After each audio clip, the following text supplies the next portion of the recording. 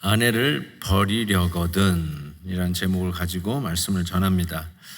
아내가 무슨 망가진 가구도 아니고 썩은 쓰레기도 아닌데 그렇지 않고서야 아내를 버릴 수 있겠습니까?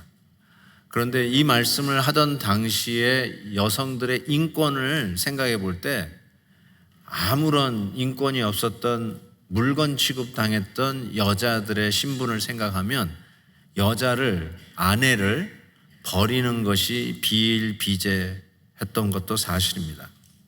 그래서 예수님께서 오래전부터 천년 이상 전부터 모세의 율법에서부터 유대인의 피 속에 흐르고 있는 말씀, 그거를 지금 예수님께서 이 산상설교에서 끄집어내고 있습니다.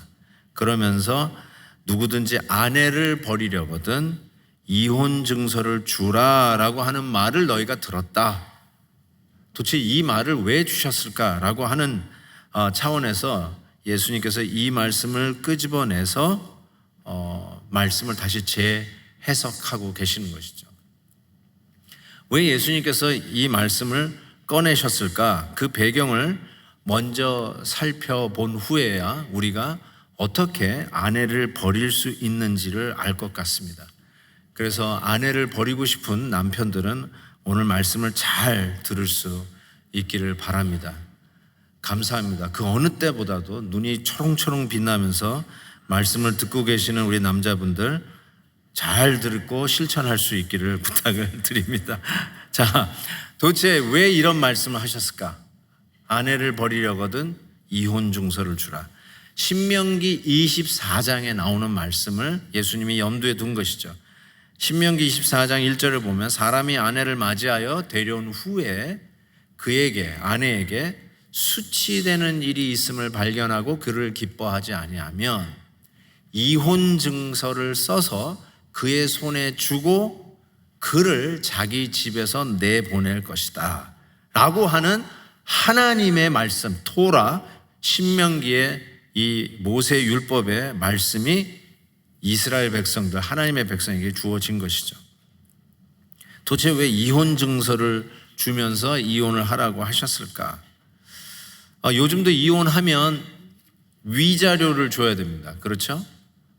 위자료를 주지 않고 이혼하는 법이 없죠. 그런데 당시 인권이 없었던 여자의 그 사회적 신분을 생각할 때 이혼을 당합니다. 여자가 이혼을 결정하는 법도 없고 그런 권리도 없었기 때문에 남자가 결정하고 내보내는 것이니까 이혼을 당하면 여자가 살 길이 없는 거예요. 어렸을 때는 부모의 딸로, 결혼하면 남편의 아내로, 남편이 죽으면 자식의 엄마로 뿐이 살아갈 길이 없는 여자의 입장에서 이혼 증서를 주지 아니하면 다시 결혼할 수가 없잖아요. 다시 결혼할 길이 없는 거예요. 그러면 살 길이 없는 것이죠. 그런 의미에서 이혼 증서를 준다 이렇게 이야기할 수 있습니다. 그래서 이혼 증서를 주지 않으면 어떤 문제에 걸리냐면 이는 그로 아내로 하여금 혹은 자기가 버린 아내와 다시 결혼을 하는 그 남자에게 간음하게 함이라 이렇게 오늘 말씀이 이야기하고 있는 것이죠. 자, 이러한 배경을 가지고 실은 예수님께서 산상설교 이후 나중에 바리새인과 이 문제로 논쟁이 붙습니다. 그게 마태복음 19장에 나오는데 같은 맥락에서 이 말씀을 생각해 볼 필요가 있습니다. 마태복음 19장 3절에 보면 바리새인들이 예수님에게 나와서 예수님을 시험합니다. 함정을 팠다는 거예요. 사람이 어떤 이유가 있으면 그 아내를 버리는 것이 옳으니까 이 질문을 던집니다. 어떻게 해야 아내를 바로 버릴 수 있느냐, 옳게 버릴 수 있느냐, 지금 그 이야기를 하는 것인데 이게 왜 함정일까요? 예수님께서 이 말씀을 하던 당시에 시대적인 배경을 보면 금방 이해할 수 있습니다. 헤롯 대제의 아들들이 헤롯 대제가 죽은 후에 이 팔레스타인 영토들을 나누어서 다스렸어요. 그 중에 헤롯 대제의 아들 헤롯 안디바가 있습니다. 헤롯 안디바가 누구냐면 여러분이 잘 아시는 그 헤로디아라고 하는 제수 동생의 이복 동생이지만 동생의 아내를 뺏기 위해서 자기의 지금 아내를 버렸어요. 그리고는 동생의 아내를 취했어요. 그 여자가 헤로디아입니다. 이걸 가지고 세례 요한이 신랄하게 비판했죠. 어떻게 짐승도 하지 않는 일을 사람이 하느냐. 그것 때문에 헤로디아가 어떻게 합니까? 나중에 잔치상에서 자기 딸 살로메가 춤을 추는 일에 반한 헤롯 안디바가 야 뭐든지 달라고 그래. 내 영역의 반을 달라고 해도 주겠다 하잖아요. 그때 살로메가 세례 요한 어머니 헤로디아의 마음을 불편하게 했던 세례 요한의 목을 달라고 그랬잖아요. 그래서 그 쟁반에 세례 요한의 목을 가지고 들어오지 않습니까? 바로 이 갈릴리 지역을 다스리고 있었던 헤롯 안디바가 있는 그곳에서 예수님께서 이 질문을 받은 거예요. 지도를 보시면 바로 헤롯 안디바가 다스리던 갈릴리 지역이 바로 여기입니다. 저 녹색 보이시죠? 위에 갈릴리. 바로 이 지역을 헤롯 안디바가 다스리고 있는데 남의 여자를 취하고 전제 여자를 버린 그 헤롯 안디바가 다스리는 그곳에서 지금 함정을 파고 묻는 거예요. 아내를 버리는 게 맞습니까? 맞다고 그러면 어떻게 돼요? 지금 예수님 쫓아다니는 사람들에게 실망을 시켜주는 거고, 안 되지. 그러면 누구예요? 헤롯 안디바에게 걸리는 일이니까 이게 함정이죠. 근데 여기에 대해서 예수님이 대답을 하시는데 이렇게 대답을 하십니다. 상당히 지혜로운 답을 주세요. 이렇게 얘기하십니다. 예수께서 대답하여 이르시되 사람을 지으신 이가 본래 그들을 남자와 여자로 지으시고 말씀하시기를 그러므로 사람이 그 부모를 떠나서 아내에게 합하여 그 둘이 한 몸이 될지니라 하신 것을 읽지 못하였느냐. 그런즉 둘이 아니요 한 몸이니 하나님이 짝지어 주신 것을 사람이 나누지 못할지니라. 무슨 뜻이에요?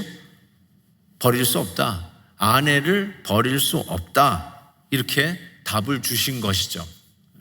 그랬더니 아니나 다를까 바리새인들이 드디어 함정에 빠지는 것 같은 예수님의 답을 듣고 이렇게 재차 질문합니다. 7절 여짜오되 그러면 어찌하여 모세는 이혼 증서를 주어서 버리라 명하였나이까? 버리면 안 되는데 왜 모세는 버리라 명하였나이까? 그랬더니 예수님께서 대답을 이렇게 하십니다. 모세가 너희 마음의 완악함 때문에 아내 버림을 허락하였다. 그렇지만 본래는 하나님의 뜻은 그렇지 아니하니라. 아담과 하와를 결혼시켰던 하나님께서 남자와 여자가 하나이니 사람이 나누지 못할지니라 하고 딱 못을 박았는데 모세는 이혼 증서를 주어서 아내를 버리는 이혼을 허락했다는 거예요. 그런데 왜 이런 일이 일어나니까 그랬더니 너희들의 완악함 때문이다 이렇게 이야기하고 있어요. 그러니까 우리가 이혼을 하게 되는 이유는 한마디로 얘기하면 우리들의 완악함 때문에 이혼을 하는 거예요. 그렇죠? 완악함을 영어로 보니까 이렇게 되어 있어요. Hardness of heart.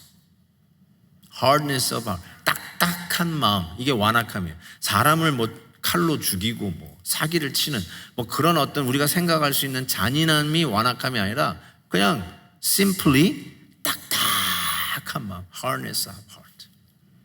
그게 무슨 뜻일까요? 고집대로 하려는 마음이에요. 고집대로 하려는 마음.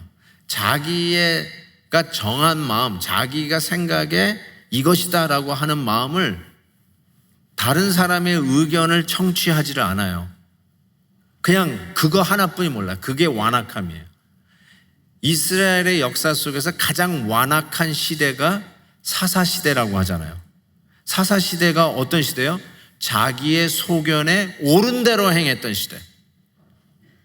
자기 멋대로 살았던 시대. 자기 소견에 옳은 대로만 살았던 거예요. 다른 사람의 의견을 청취하지 않아요. 내 의견만 주장하는 시대, 나만 옳다고 생각하는 시대. 이게 뭐라고요? 완악함이에요. 그 완악함, 저희들의 죄인들의 속성 아니겠어요? 완악해요. 자기뿐이 몰라요. 그것 때문에 모세가 이혼 증서를 줘서 아내를 버리는 것을 허락했다. 그렇지만 원래 하나님의 뜻은 이혼의 하나님의 뜻이 아니다, 이렇게 얘기한 것이죠. 자, 그러면 완악함이라는 말이 뭐라고요? 자기 멋대로, 자기 옳은 대로 행하는 마음, 그게 완악함인데, 그러면 원래 주셨던, 다시 모세가 왜 이런 얘기를 했는지를 다시 돌아가 봐야 돼요. 신명기 24장 다시 가면 이렇게 돼 있어요. 자세히 보세요. 사람이 아내를 맞이하여 데려온 후에 그에게, 아내에게 수치되는 일이 있음을 발견했다. 그때 수치되는 일이 영어로 보시면 something indecent. 그러니까 이거는 음행한 일이에요. 아내가 간음하는 경우를 이야기해요. 그거 외에는 아니에요. 간음한 경우. 근데 그걸로 끝나야 되는데 사람의 완악함이 그것만 생각하지 않는 거예요. 그 다음 말씀 보세요. 그를 기뻐하지 아니하면 displeasing to him, displeasing to husband. 남편에게 기쁨이 안 돼요. 기분이 나빠요. 남편의 기분이 나빠. 아내 때문에 기분이 나쁜 일인데, 그게 음행한 이유 말고도 남편이 기분 나쁠 일들이 얼마나 많이 있겠어요. 자기 생각에 자기 멋대로 살아가는 완악한 남자의 마음, 거기에 맞춰주지 않는 아내, 얼마나 기분이 나쁘겠어요. 그래서 그 기뻐하지 아니하는 수많은 이유를 거기다 갖다 붙이면서 아내를 버리는 정당한 이유를 만들어내가지고 수도 없이 아내를 막 버리는 거예요. 아무런 인권도 없고 재혼하지 않으면 살아갈 길이 없는 그 여인들을 자기 마음에 탐탁치 않다고, 예를 들면 밥을 태우고 아침밥이 맛이 없고 아침에 늦잠 자고, 뭐가 있을까요 또? 예쁘게 화장도 안 하고, 샤워도 안 하고, 또 뭐가 있어요? 마음에 안 들면 이혼, 버리는 거예요. 이거를 무작위로 완악함, 자기 뜻에 안 맞다고 음행한 영고가 아닌데도 막 버리기 시작했다는 것이죠. 요즘식으로 얘기해볼까요? 나하고 취미생활이 안 맞아. 남편이 골프 치러 나가자는데 자기는 골프 치러 안 나가. 기분이 안 좋아. 버릴 수 있다는 거예요. 그렇게 버렸다는 거예요. 어떻게 남편의 취미생활을 못 맞춰주냐? 요즘으로 얘기하면 성격 차이. 와, 살다 보니까 당신과 나는 성격이 안 맞아. 이혼 사유 넘버원, 성격 차이. 성격 차이 때문에 기분이 안 좋아요. 그러면 아내를 버리는 일들이 비일비재했다는 것이죠. 하지만 남편의 기분이 나쁘면 버리는 거예요. 드라마 보면서 그냥 현빈에게 반하고 있는 아내를 보면 기분이 안 좋아. 그래서 아웃, 나 버려. 남편보다 탐 크루즈를 더 좋아해. 당신 아웃. 탐 크루즈를 누가 되게 좋아하더라고요. 어쨌든 내가 누구라고 얘기는 안 하겠습니다. 그리고 버렸는데 이 여자가 살아갈 길이 뭐예요? 재혼하는 거예요. 그래서 재혼했다는 소식을 들었어요. 버렸는데. 그런데 이런 거 있잖아요. 자기가 버렸어도 남 주기는 싫어. 그런데 자기가 이혼 증서를 준 적이 없거든. 자기가 그냥 버려버린 거예요. 하도 그냥 버리니까 말씀에 이혼 증서를 써서 보내라고 하는데 그런 게 왜 필요해? 그냥 버려버린 거죠. 그래서 남 주기는 또 싫으니까 찾아가요. 그래서 뭐예요? 이혼 증서를 안 줬는데 재혼을 했다. 그게 뭐예요? 간음. 간음죄는 뭐예요? 돌로 쳐 죽이는 거예요. 그 돌 들고 들어가서 남 주기는 싫은 그 아내를 돌로 쳐 죽이는 거죠. 그리고 이혼 증서가 없는 여자와 다시 재혼한 남자도 간음. 그래서 그 남자도 돌에 맞아 죽는 거죠. 이런 횡포가 일어나는 사회적인 배경을 가지고 자기 기분에 안 좋다고 무조건 아내를 물건 버리듯 버리는 그 사회 속에서 버리려거든 이혼 증서를 좀 줘라. 어떻게 네 마음에 기쁘지 않다고 그냥 버리느냐? 그러면 그 아내가 살아갈 길이 없지 않느냐? 재혼을 하면 그래야 겨우 살 수 있는데 이혼 증서도 안 주면 간음하는 거 아니냐? 그리고 그 여자와 다시 장가드는 남자도 간음죄를 짓는 거 아니냐? 그러면 찾아가지고 돌팔매질 하는데 그럴 수가 없다. 그래서 오늘 본문 말씀이 드디어 이해가 되는 거예요. 32절 보세요. 이유 없이 가로 열고 이혼 증서 없이 아내를 버리면 이는 그 아내로 하여금 재혼하게 되면 간음하게 함이요. 그걸 외에는 살 길이 없는데 또한 이혼 증서 없는 여인 버림받은 여자에게 장가드는 남자도 간음하게 하는 거라는 거예요. 드디어 예수님의 이 말씀이 이해가 되어지는 것이죠. 남자들의 완악함 때문에 즉 자기 고집대로 자기 기분에 내키는 대로 딱딱한 hardness of heart 딱딱한 그 마음 때문에 비참해지는 여자들 그 아내들의 인권을 존중하고 이혼 증서를 써줌으로 살아갈 길을 좀 열어주라 그 뜻이에요. 동시에 이혼 증서를 써주려면 이거 귀찮은 일이거든요. 이혼하기 위해서 콜트 가는 게 귀찮아서 할 수 없이 사는 여러분 이해가 되죠? 이혼증 써주는 자체가 이게 귀찮은 거예요. 그래서 아이 귀찮으니까 에이 그냥 데리고 살자. 그러니까 뭐예요? 결혼을 깨지 말고 그 가운데서 계속 부부 사이에 같이 살아라 라고 하면서 사람이 나누지 못할지라 하나님이 짝 지어주신 것을 사람이 나누지 못할지라 하면서 예수님께서 그 마태복음 19장에 결혼에 대한 본질을 이야기하고 있지 않습니까? 그래서 5절을 보세요. 6절이군요. 19장 6절 보면 둘이 아니요 한 몸이니 그러므로 하나님이 짝 지어주신 것 사람이 나누지 못할지라. 무슨 얘기하는 거예요? Stay in marriage. Stay in marriage. 사람이 나누지 못하니까 결혼을 깨지 말고 stay in marriage. 지금 그 얘기하고 있는 거죠. 이에는 이로 눈에는 눈으로라고 하는 말씀을 너희가 들었지만 이게 눈 하나 다쳤으면 저쪽도 눈 하나 다치게 하라는 복수의 원칙이 아니라 뭐라고 그랬어요? 눈 하나 다치면 남들에게 2배, 3배로 갚아주는 우리의 완악함이 있잖아요. 우리의 그 죄성이 있으니까 눈 하나에 눈 하나만 하고 이웃을 지키는 이웃 사랑이 그 원리이듯이 이 이혼이라고 하는 것도 이혼하라라고 하는 명령이 아니라 왜 이 말씀을 이혼 증서를 줘서 이혼하라고 했느냐? 결혼을 지키려고 하는 하나님의 말씀의 뜻이라는 거죠. 결혼 지키라는 거예요. Stay in marriage. 그 얘기 하려고 하는 것이지 이혼하라라고 하는 명령이 아니라는 것이죠. 그러면서 결혼의 본질, the essence of marriage를 예수님께서 말씀을 하시는 것이죠. 결혼의 본질이 뭐라고 생각하십니까? 결혼을 결혼되게 하는 게 뭘까요? 실은 남남인 두 남녀가 어떻게 이 세상에 자식도 1촌, 2촌인가요? 자식이 2촌인가요? 1촌인데 부부는 0촌이잖아요. 그 어느 관계보다 가장 가까운 사람이 될까요? 수백 촌 떨어져 있는 남남이 어떻게 가장 이 세상에 가까운 0촌이 되는 부부 관계가 될까요? 어떻게 결혼이라는 것이 부부 관계를 만들어낼까요? 뭐가 본질일까요? 사랑인가요?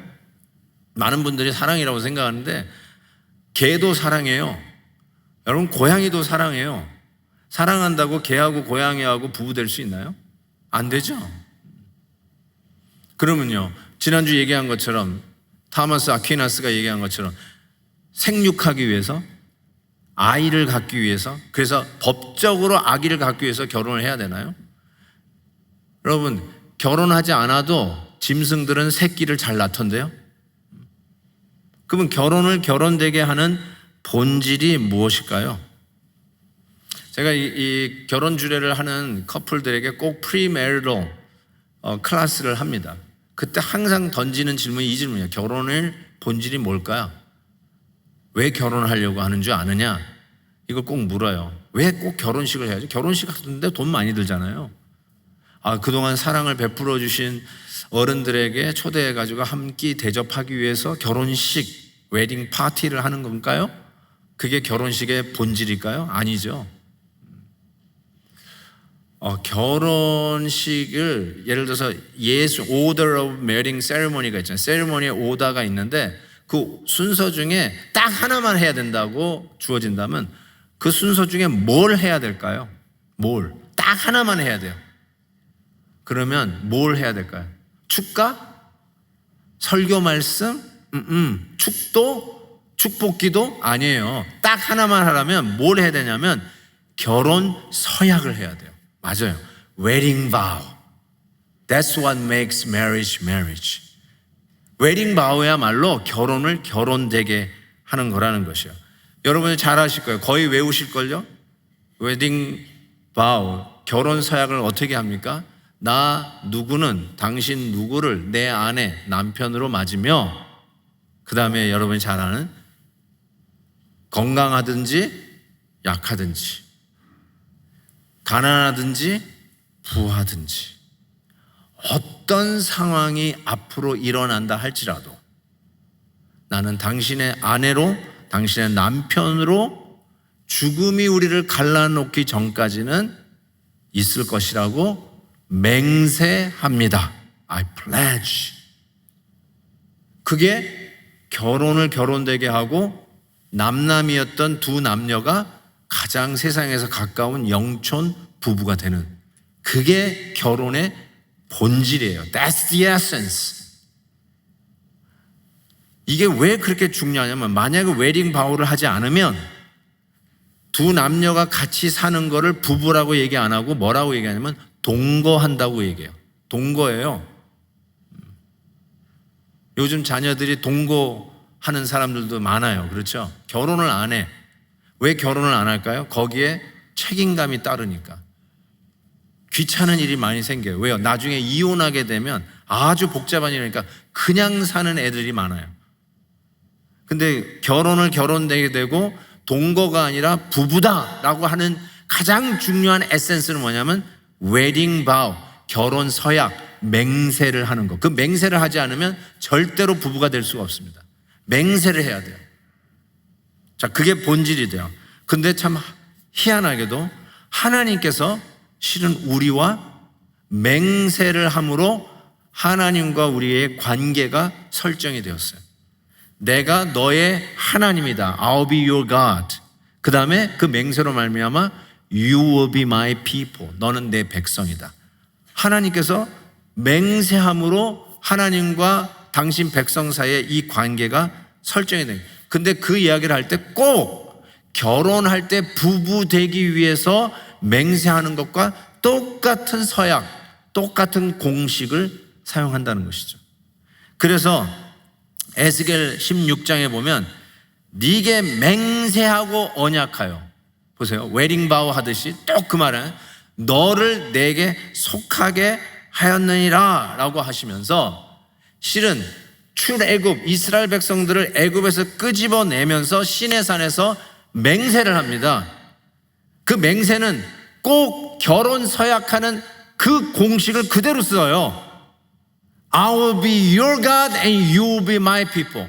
맹세하면서 당신은 내 아내가 되고 나는 당신의 남편이 되는 것을 선언하는 것처럼 맹세로 인해서 하나님과 하나님의 백성이 마치 부부된 것 같이 선포합니다.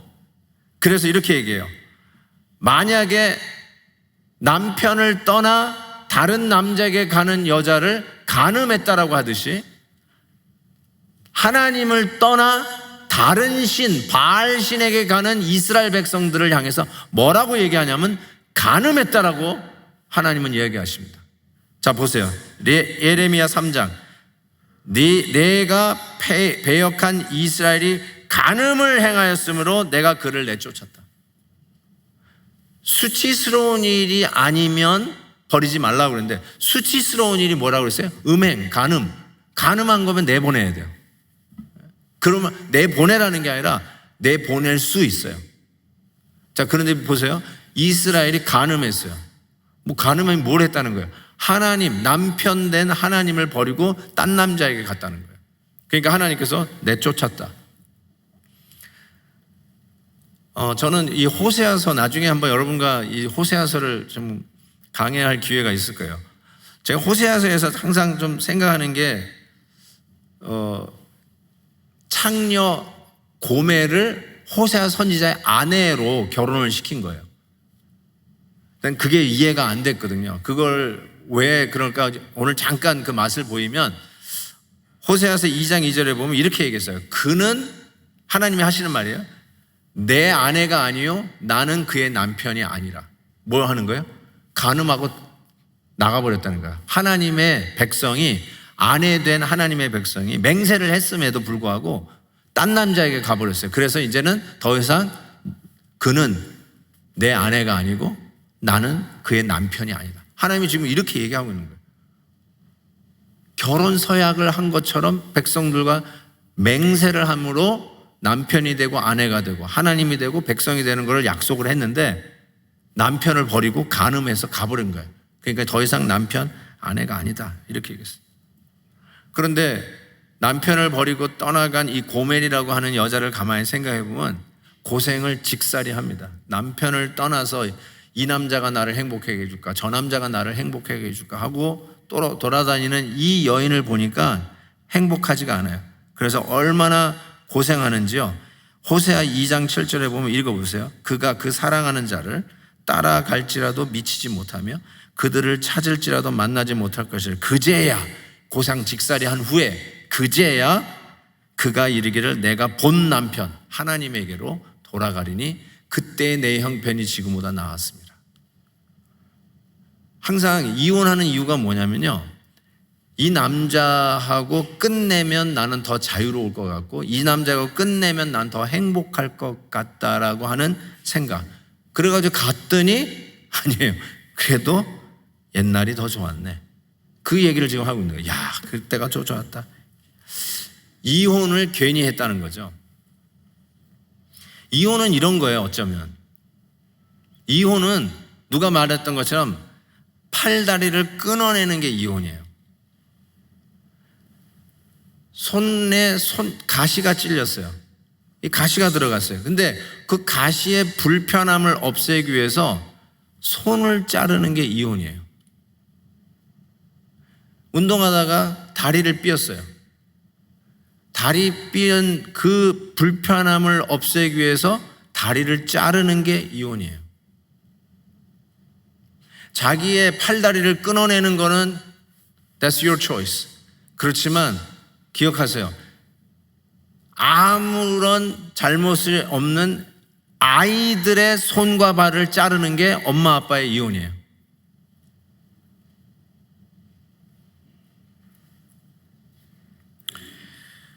그래서 그 고생하고 있는 하나님을 떠나 고생하고 있는 하나님의 백성들 너무너무나 안 돼서 하나님이 다시 찾아오세요. 그래서 호세아서가 그 하나님의 마음을 대변해 줘요. 그래서 여기저기서 바람 피고 있는 그 아내 고멜을 찾아 나서래요. 그래서 이 선지자 호세아가 찾아 나서요. 그리고 데려와요. 보세요. 호세아서 2장 14절 보니까 내가 그를 타일러 거친 들로 데리고 가서 말로 위로하고 애굽 땅에서 올라오던 날, 그 애굽 땅에서 나온 출애굽하는 날 시내산에서 맹세하면서 남편 아내가 되기로 했잖아요.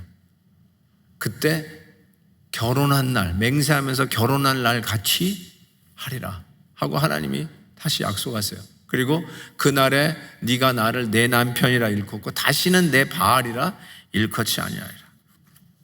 바알신에 나아가고 있는 그 이스라엘 백성들을 다시 데려와서 내가 네 남편이야 하고 데려오는 이 하나님의 마음을 이 호세아 선지자를 통해서 하나님을 남편으로 섬기지 않으려고 다른 신을 남편으로 섬기며 간음하고 있는 이스라엘 백성들에게 그 마음을 지금 보여주고 있는 것이죠.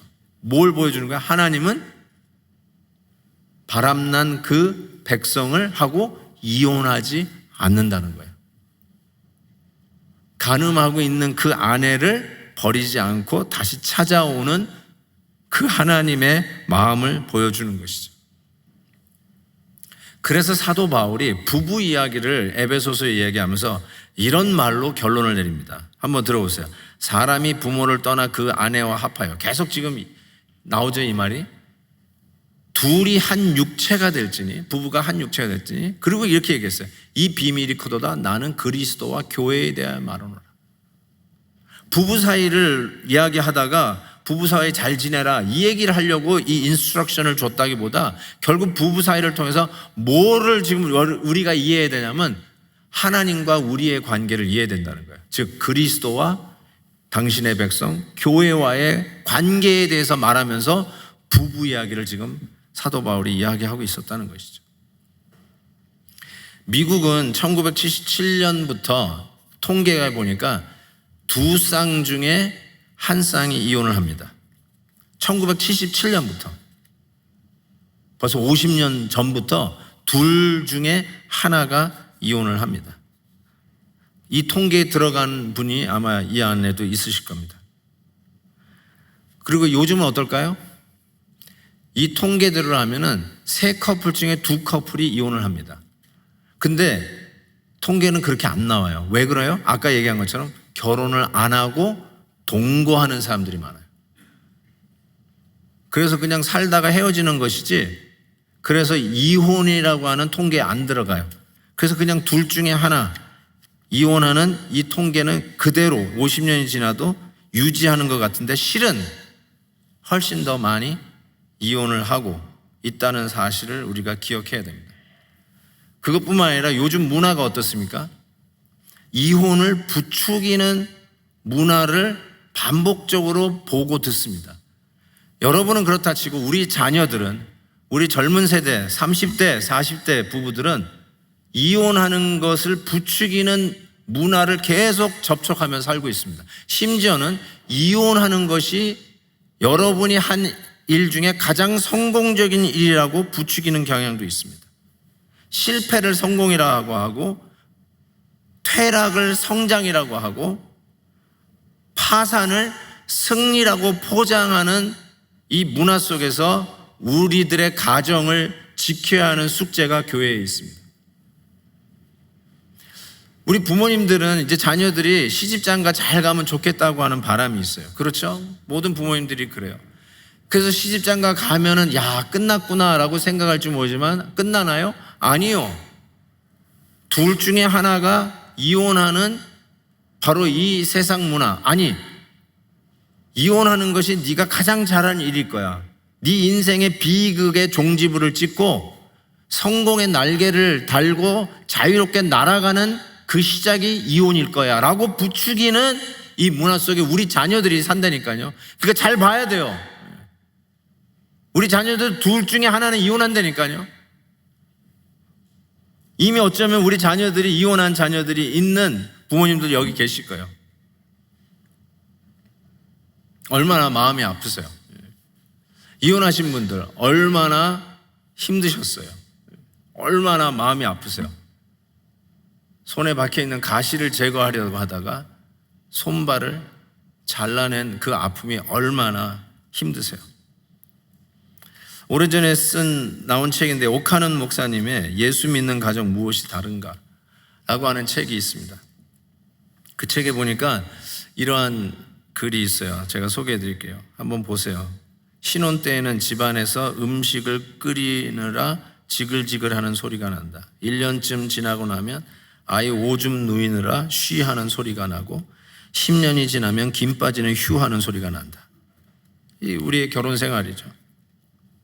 신혼 때는 부부가 밤참으로 피자를 먹으며 즐기지만 1년쯤 지나면 냉장고에서 아무 것이나 꺼내서 먹고 10년쯤 지나면 부부싸움 하느라 아무것도 먹지 못한다.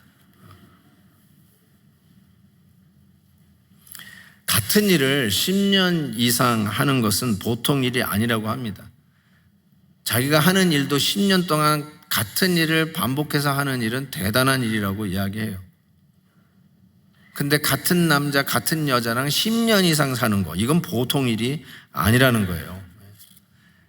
결혼한 지 10년이 넘으신 분, 대단한 분들이고요. 천연기념물이라고 불러드리고 싶을 정도입니다. 왜냐하면 결혼에 하면은 이제 권태기가 옵니다. 권태기가 뭐냐 하는 눈초리로 저를 쳐다보시면 제가 곤란한데, 권태기가 오지 않아요? 근데 그 권태기 때 다들 가지고 있는 환상이 뭐냐면, 이 남자와 이 여자하고 이혼을 하면 그때서부터는 행복이 올 것 같은 환상이 자꾸 찾아오는 거예요. 그런데 거짓말입니다. 거짓말이에요. 힘들고 어려워도, 이혼하고 싶어도, 심지어는 자기 배우자가 간음을 했다 할지라도 간음한 고매를 찾아가는 호세아 선지자의 마음으로 하나님께서 결혼하는 부부처럼 우리와 맹세를 하고 부부가 되었는데, 우리는 여전히 오늘도 간음하는 여인처럼 다른 신에 가서 고개를 기울이고 다른 우상을 숭배하고 있는 우리들의 모습에서 결혼을 이혼하지 아니하고 다시 찾아오시는 그 하나님의 마음을 배우라는 것이죠. 실은 오늘 우리가 이 자리에서 다시 예배를 드리는 이 주일 예배, 여러분이 이 현장에 왔잖아요. 혹은 온라인으로 지금 예배 드리고 계시는 분들, 왜 우리가 다시 지금 예배 드리고 있느냐? 하나님이 여러분과 이혼하지 않았기 때문에, 우상숭배하면서 여기저기 간음하고 있는 저와 여러분들을 끝까지 찾아가 다시 데려오셨기 때문에, 그래서 오늘 우리가 하나님 앞에 다시 나와서 예배 드리고 있는 것이죠. 저는 이렇게 생각합니다. 누가 뭐래도 이혼할 수 있는 정당한 이유가 있다 할지라도, 맞아요, 성경에서도 허락한 것, 명령한 게 아니라 허락한 것, 배우자가 간음했을 때, 혹은 신앙의 문제로 헤어지자고 할 때, 나는 네가 믿는 하나님 난 도저히 못 믿겠다, 나는 이슬람으로 가려한다, 종교적인 문제, 신앙의 문제죠. 그 다음에 세 번째가 배우자가 죽었을 때, 이 세 가지는 허락이 됐어요. 허락한다고 그러는 거지 명령한 건 아니에요. 꼭 해야 되는 건 아니에요. 허락한 거예요. 그렇지만 허락이 되었다 할지라도 우리 하나님께서 우리에게 이혼 증서를 써주셨어도 수백 번, 수천 번 써주시고 하나님과 우리의 관계를 끊어 취소할 수 있었지만, 하나님은 이혼하지 아니하시고 오늘도 나를 찾아오시고 오늘도 나를 참아내시고 오늘도 나를 인내해 주시고 오늘도 나를 용서하시고 잡으셨잖아요. 그렇기 때문에 여러분이 아무리 힘든 부부 사이에서도 하나님 앞에서 한 약속을 지키기 위해서 꼭 참고 인내하고, 허락은 됐지만 그래도 팔을 잘라내느니 내가 이 결혼을 지키고 우리 자녀들의 팔다리를 자르느니 우리 자녀들을 지키기 위해서라도 내가 꾹꾹 죽을 힘을 다해서 순종하면, 결혼을 지켜내면, 그때 내 뜻대로 마옵시고 아버지의 뜻대로 하옵소서 하면서 자기의 원하는 대로 하지 않고 완악함을 내려놓고 아버지의 뜻대로 하옵소서 하면서 간음하며 하나님을 떠난 저와 여러분을 위해서 십자가를 꾹 참으며 인내하시며 달리셨던 그 하나님의 마음을 드디어 배우기 시작하는 거예요. 하나님이 나를 이렇게 참으신 거구나, 십자가를 지셨다는 게 이런 것이었구나, 조금 이제 하나님 아버지의 마음, 우리 주님이 십자가 지셨을 때의 그 마음이 이해가 되기 시작하는 거예요. 저는 하나님의 말씀에 순종하는 것이 아버지의 마음을 이해하는 비결이라고 생각해요. 순종해 보셨어요? 하고 싶을 때 나는 말하고 봐야 돼. 뭘 순종이야? 나하고 의견이 다르면 내 의견 얘기해야지. 얘기하세요. 다 해보세요. 교회 1000명, 2000명이면 2000개의 의견을 다 떠들면서 얘기해보세요. 자기 하고 싶은 대로 하는 게 완악함인데, 완악함 지켜가 보세요. 절대로, 제가 단연코 말씀드리는데, 하나님 아버지의 마음, 저를 위해서, 여러분을 위해서 십자가를 지신 예수님의 그 마음을 절대로 이해 못할 거예요. 복음을 이해하는 것 같죠? 이해 못하실걸요? 복음을 여러분이 어떻게 이해해요? 싸구려 복음? 언제든지 용서해 주신대. 또 가서 간음하자. 그러면서 또 용서해 주실 거야 하고 간음 짓는 사람이 복음을 이해한다고요? 천만의 만만의 말씀. 아무리 내가 내 뜻대로, 내가 원하는 대로 주장하고 싶어도 꾹 참고 인내하고 용서하고 그리고 순종하는 길을 지키면 그때 비로소 순종함으로 십자가 지신 그 주님의 은혜가 무엇인지 느껴지기 시작. 이런 거구나. 나를 위해서 이런 거 참으셨구나. 나를 위해서 이렇게 순종하셨고 드디어 이해가 되는 거죠. 사랑하는 성도 여러분, Stay in your marriage. 결혼 안에 계십시오. 결혼을 지키십시오. 그리고 얼마나 힘드셨어요? 이혼하신 가정. 얼마나 힘드세요? 이제 여러분 자녀들을 위해서 기도하셔야 돼요. 우리 자녀들에게 꼭 얘기해 주세요. Stay in marriage. 말씀해 주세요. 엄마는, 아빠는 그때 잘못해가지고 했지만 너희들은 분명하게 얘기하는데 하나님 아버지의 마음을 배워라. 십자가의 은혜를 체험하라. 그러면서 참으라고 해주세요. 결혼을 깨지 말라고 말씀해 주세요. 하나님이 우리하고 이혼하지 않으시잖아요. 우리를 절대로 버리지 않잖아요. 다시 데려오신 것처럼 가정을 지키세요. 우리 하나님께서 그 가정 안에서 하나님의 뜻이 이루어지는 복음의 능력이 무엇인지를 깨닫는 기회를 주시라고 분명히 믿습니다. 같이 한번 찬양했으면 좋겠습니다.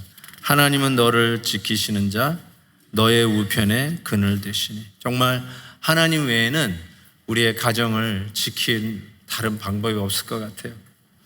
나는 인내도 신도 약하고요, 용서할 수 있는 마음도 비좁아요. 그렇지만 죽을 힘을 다해서라도 참고 인내하고 용서하면 그때 정말 십자가에서 죽기까지 나를 위해서 참아내시고 나를 용서하신 하나님의 마음이 비로소 느껴지기 시작할 거예요. 그게 나를 살리고 그게 나를 오늘도 이 자리에서 하나님을 예배하게 하는 거 아니겠어요? 하나님이 우리를 지켜주실 것을 믿습니다. 같이 찬양할까요? 하나님은 너를 지키시는 자, 너의 우편에 그늘 되시니. 낮의 해와 밤의 달도 너를 해치 못하니. 하나님은 너를 지키시는 자, 너의 환난을 명쾌하시니. 그가 너를 지키시리라. 너의 주님을 지키시리라. 눈을 들어 산을 보아라. 너의 도움은 어디서 오나. 천지지으신 너를 만드신 여호와께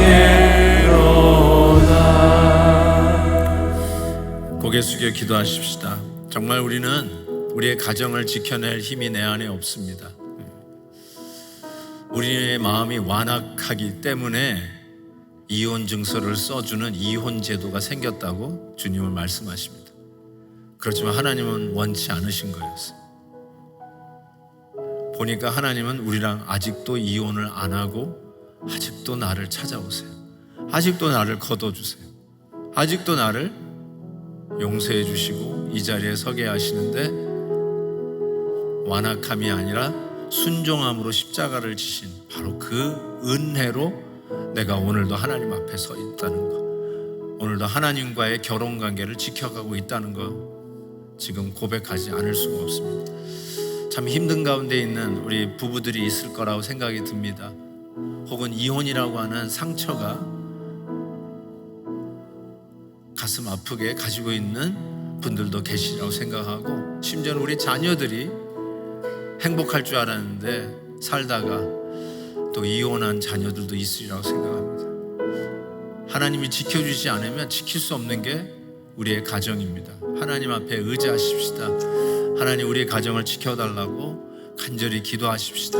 그리고 지금 재혼을 하셨든지 또 다음 재혼을 기다리고 있든지 간에 그런 부부들도 오늘 말씀대로 하나님 다시 결혼하게 하신다면 이 말씀에 순종하겠습니다. 이런 마음을 가지시고 하나님, 우리 가정과 우리 자녀들의 가정을 지켜주옵소서. 우리 같이 한번 하나님 앞에 겸손히 기도합니다. 하나님 아버지, 정말 주님만이 나를 지켜주시는 유일한 힘이십니다. 하나님께서 함께 해주시기를 원하고 기도합니다. 주여 도우시옵소서. 하나님의 은혜 가운데 우리의 가정이 다시 지켜주시고 도와주시기를 원하고 기도합니다. 주님 도우시옵소서. 하나님 아버지 도우시옵소서. 하나님 지켜주시옵소서. 역사하여 주시옵소서. 주님께서 지켜주시는 놀라운 은혜가 우리 가운데 넘치도록 우리 하나님 함께 해주시기를 원하고 기도합니다. 하나님 도우시옵소서. 하나님 안에서 나에게 나아갈 수 있도록 주님 들어주시옵소서. 오늘도 당신이 하신 맹세를 지키시며 우리를 버리지 아니하시고 우리를 당신의 백성으로 오늘도 붙들으셔서 이 자리에 서게 하신 하나님, 우리의 가정이 우리들의 연약함 때문에, 우리들의 환상 때문에 깨어져서 얼마나 신음하고 아파했는지요. 주님 앞에 회개합니다. 이 시간 겸손히 다시 한번 주님 앞에 고백하오니 우리의 가정, 아직도 이 위혼의 위기가 도사리고 있는 우리의 가정을 우리 하나님이 지켜주시기를 기도합니다. 또 수많은 이유로 결혼이 아닌 이혼을 장려하고 있는 이 작금의 문화에 있어서 우리의 자녀들의 가정을 우리 하나님 지켜주시기를 간절히 기도합니다.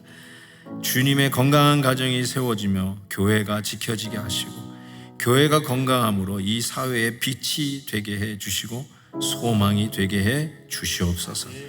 감사합니다. 우리의 가정을 지켜주신 하나님 앞에 감사드리며 예수님의 이름으로 기도합니다. 아멘. 아멘.